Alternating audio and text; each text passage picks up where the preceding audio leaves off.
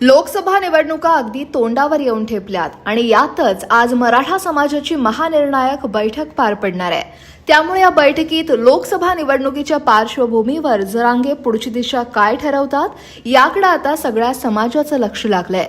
सरकारनं मराठा समाजाची दिशाभूल केली आहे। सगळे सोयरेबाबत मंत्रिमंडळ बैठकीत निर्णय घेण्यात आला नाही, कायद्याची अंमलबजावणी झाली नाही, आंदोलकांवरील गुन्हे मागे घेतले नाहीत आणि याशिवाय खोटे गुन्हे देखील दाखल केले जात आहेत, अशी टीका वारंवार मनोज जरांगे करतायत आणि त्याच अनुषंगानं आजची बैठक महत्त्वाची आहे। या बैठकीला प्रचंड गर्दी जमली आहे आणि त्यामुळेच अपेक्षित नसलेल्या गोष्टी झाल्या की समाज एकवटतो, असं म्हणत सरकारला मनोज जरांगेंनी इशारा दिलाय। हो, समाज रात्रीच आलाय। अपेक्षित नसणाऱ्या गोष्टी घडल्यात की समाज ताकदीनं एकजूट आहे। सरकारचा पुन्हा एकदा गैरसमज मराठ्यांनी काढलाय। हे समाज लेकराच्या बाजूने की त्यांच्या बाजूने। ते म्हणले होते समाज खूप आनंदी आहे 10% आरक्षण दिल्यामुळे, खूप खुश आहे। मराठ्यांनी पुन्हा एकदा दाखवून दिलं की आम्ही आमच्या लेकरांच्याच बाजूने आहेत आणि आरक्षणाच्याच बाजूने आणि टिकणाऱ्या आरक्षणाच्याच बाजूने। बघूया आता समाजाच्या समोरच काय व्हायचं ते होईल। यापूर्वी राज्यभर मनोज जरांगेंच्या सभा झाल्यात, बैठका झाल्यात। याच अंतरवाली सराटीत मागच्या वर्षी 14 ऑक्टोबरला जरांगेंची भव्य सभा पार पडली। या सभेला राज्यभरातून मराठा समाज लाखोंच्या संख्येने उपस्थित होता। तेच मैदान या बैठकीसाठी आलेल्या गाड्यांनी भरून गेलंय। माझ्या समाजाच्या लेकरं मोठे व्हावेत यासाठीच सगळं पाऊल उचललं जाणार आहे आणि समाजाने सुद्धा लेकरच आता डोळ्यासमोर ठेवले आणि मी तो आयुष्यच अर्पण केलेलं आहे समाजासाठी, की समाजासाठीच काम करायचं, समाजच मोठा करायचा। रात्री तर इथं हाऊसफुल झाल्याच झाल्या दोन्ही पार्किंग।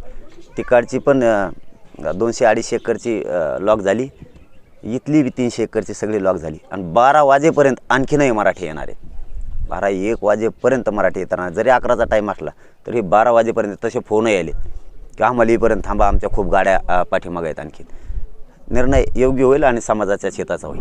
दरम्यान माझ्यावर गुन्हे दाखल करून मला तडीपार करण्याचा देखील प्रयत्न सुरू आहे, अशी भीती देखील जरांगेंनी व्यक्त केली आहे। आता आचारसंहिता आहे, आदर्श आचारसंहितेला आम्ही मानतो। जे मान्य न्यायालयाने निर्णय दिले त्यानुसार आता मी सुद्धा बैठका घेतो, भाषण करतो। बैठक घेतले तरी गुन्हे दाखल व्हायला लागले, त्यामुळं काय अडचण नाही। नंतर म्हणजे आधी तुम्हाला 5-50 हजार गुन्हे दाखल करायचे का? आता एक विषय मात्र निघाला, कारण ते मला पक्की माहिती होती। त्याबद्दल त्यांनी गृहमंत्री साहेबांनी स्वतः स्पष्टीकरण दिले की ते माझ्यावरती खात्री लायक माहिती होती आयोजकाच्या अधिकाऱ्याची की 10-15 गुन्हे दाखल करणार, ते आणखीन माझ्यावरती 8-9 झालेत आणि तडीपार करणार राज्यातून। त्यांनी स्पष्टीकरण दिलेत म्हणून त्या विषयात मी त्यांना आता म्हणणार नाही की आम्ही तसं काही करणार नाहीत म्हणे किंवा तसे काही त्यांचे गुन्हे नाही आहेत। त्यांनी स्पष्टीकरण दिल्यामुळं मी बळच आरोप करायचं म्हणून करत नसतो कधीच आणि आत्तापर्यंत केलेलाही नाही। गुन्हे मागे घ्यायचे होते तर खूप वेळ होता, कारण हा समाज बलाढ्य आहे या राज्यात, खूप मोठा आहे समुदाय आहे मराठा समाजाचा। तुम्ही ही नाराजी अंगावर घ्यायलाच नको होती। आणखीनही वेळ गेलेली नाही त्यांच्या हातात, आणखीनही वेळ गेलेली नाही म्हणतोय। आजची सभा ही महानिर्णायक आहे असं म्हटलं जात आहे। होळीचा सण असूनही मोठ्या संख्येनं मराठा समाज अंतरवाली सराटीत दाखल झालाय। त्यामुळे गेल्या कित्येक महिन्यांपासून सुरू असलेला हा लढा लोकसभेच्या आधी काय निर्णयावर पोहोचतोय, मराठ्यांचा हा निर्णय कोणाच्या पथ्यावर पडतोय, कोणासाठी फायद्याचा ठरतोय, हे पाहणं आता महत्त्वाचं आहे। अंतरवाली सराटीतून अनंत साळेंसह ब्युरो